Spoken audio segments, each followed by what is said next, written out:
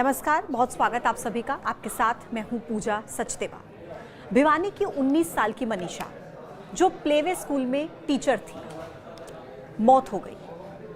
और मनीषा की मौत के मामले में पिछले 10 दिनों से लगातार विरोध चल रहा था, लेकिन आखिरकार वीरवार को अंतिम संस्कार हुआ। लेकिन इस पूरे मामले ने कई सवाल खड़े कर दिए हैं। कई अपडेट्स हैं आज इस केस में जो मैं आपको बताऊंगी इस वीडियो में। इस वीडियो को एंड तक आप जरूर देखिएगा। 13 अगस्त को भिवानी के एक खेत में एक लड़की का शव मिलता है। शव मिलने के बाद इलाके में हड़कंप मच गया। पुलिस ने अपनी जांच शुरू की। फिर पता लगा कि एक लड़की का शव मिला है जिसका नाम है मनीषा, और ये लड़की 11 अगस्त से लापता थी। परिवार के लोग उसकी तलाश कर रहे थे।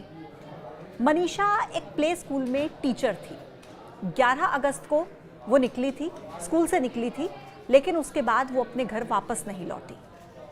बेटी के लापता होने पर घर के लोगों ने पुलिस से मदद मांगी। घर के लोग पुलिस स्टेशन गए, लेकिन वहां से पुलिस की कोई मदद घर वालों को नहीं मिलती है। और 2 दिन के बाद यानी कि 13 अगस्त को मनीषा की लाश मिली, जिसके बाद परिवार के लोगों और ग्रामीणों ने जमकर प्रदर्शन किया, क्योंकि वो शव जिस अवस्था में मिला था उसके बाद परिवार के लोगों में गुस्सा था। पुलिस की भूमिका को लेकर कई तरह के सवाल उठाए जा रहे थे। लोगों का कहना है कि ये मामला हत्या का है। खैर, इस गुस्से को देखते हुए, इस विरोध को देखते हुए मनीषा की मौत का ये मामला सीबीआई को सौंप दिया गया है और अब इस मामले की जांच सीबीआई करेगी। लेकिन मनीषा की मौत को लेकर ही शुरू से कई सवाल उठ रहे थे, पुलिस की भूमिका पर भी। सबसे पहली चूक कहां हुई, सबसे पहला सवाल कहां उठा?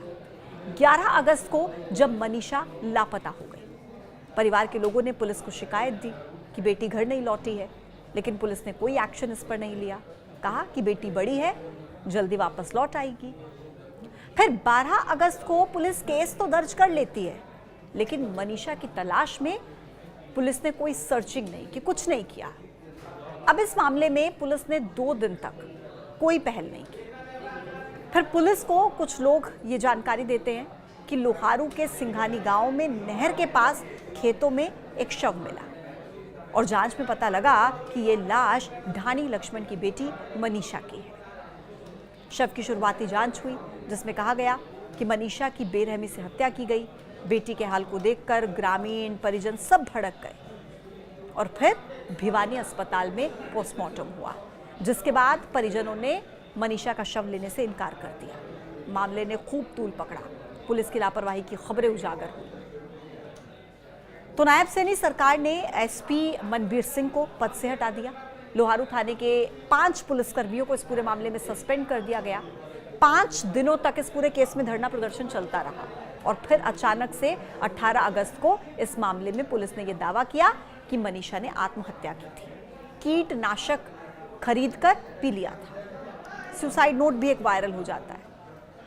हालांकि पुलिस ने इस नोट के वायरल होने पर ज्यादा कुछ नहीं कहा, लेकिन परिजन फिर भड़क गए। रोहतक पीजीआई में शव की जांच में पुष्टि रेप की भी नहीं हुई, जिसकी आशंका पहले जताई जा रही थी। देखिए, जो मनीषा की संदिग्ध मौत का मामला है, ये पहले से ही सवालों के घेरे में रहा है। 3 बार इस केस में पोस्टमार्टम किया जा चुका है। मनीषा के परिवार के लोगों की 2 मांगे थी। एक, इस मामले की जांच सीबीआई करे, और दूसरी, दिल्ली एम्स से पोस्टमार्टम होना चाहिए, और दोनों ही मांगे पूरी हो चुकी हैं। मुख्यमंत्री नायब सिंह सैनी ने बताया कि इस केस को सीबीआई को सौंप दिया गया है, यानी इस केस की जांच अब सीबीआई करेगी, और एम्स में जो है पोस्टमार्टम भी किया जा चुका है। पहले 13 अगस्त को भिवानी के एक अस्पताल में सबसे पहला जो पोस्टमार्टम है वो किया गया, और उसमें यह आया कि त्वचा छिली हुई थी, जैसे नोची गई हो, पेट फूला हुआ था, बच्चादानी हल्की सी बाहर थी, बाहर की तरफ निकली हुई थी। ये पहले पोस्टमार्टम में कहा गया, और ये सिर्फ जो पॉइंटर्स हैं, मुख्य जो बिंदु है वो मैं आपको बता रही हूँ। शव पर हालांकि मारने जैसे कोई निशान नजर नहीं आ रहे थे।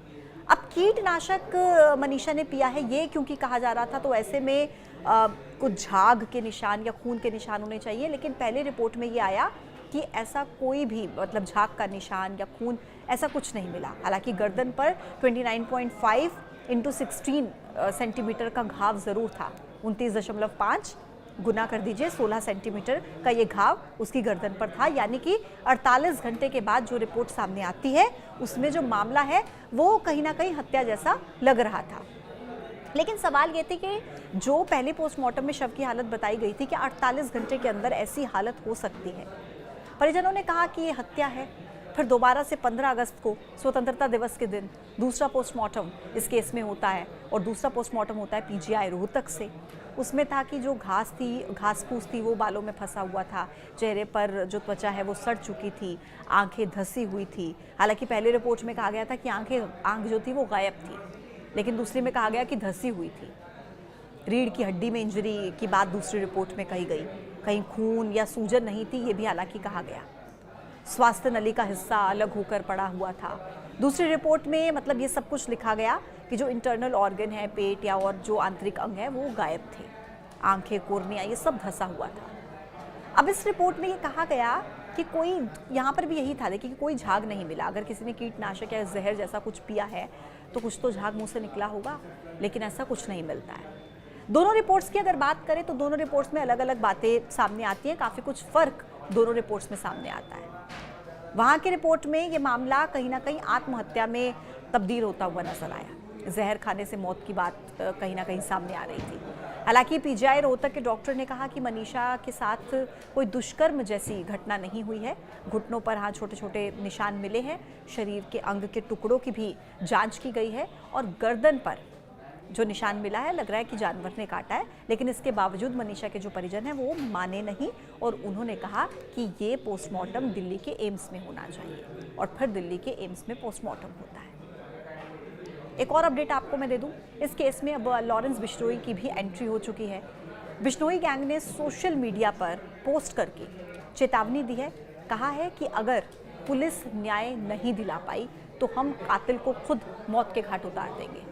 उस पोस्ट में ये लिखा गया कि बहन मनीषा को इंसाफ दिलाया जाएगा, चाहे सामने कितना भी पावरफुल आदमी क्यों ना हो। ये चेतावनी बिश्नोई गैंग की तरफ से दी गई है।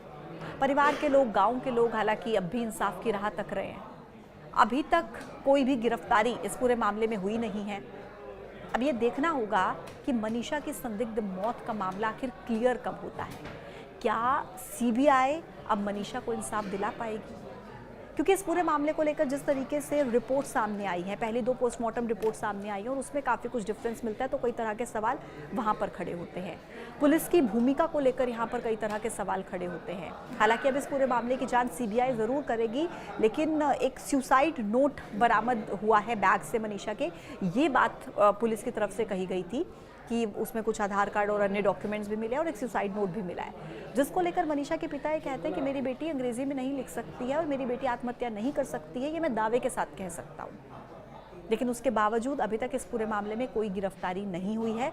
हालांकि परिवार के लोग लगातार न्याय की राह तक रहे हैं। उन्हें अभी भी उम्मीद है कि मामला क्योंकि सीबीआई तक पहुंच चुका है और सीबीआई इस मामले की जांच करेगी, तो उम्मीद है उन्हें कि जल्द ही इस पूरे मामले में न्याय मिलेगा। खैर, आप इस केस को लेकर क्या सोचते हैं कमेंट बॉक्स में अपनी राय ज़रूर दीजिएगा। आज के वीडियो में इतना ही। देखते रहिए न्यूज़ 18। नमस्कार।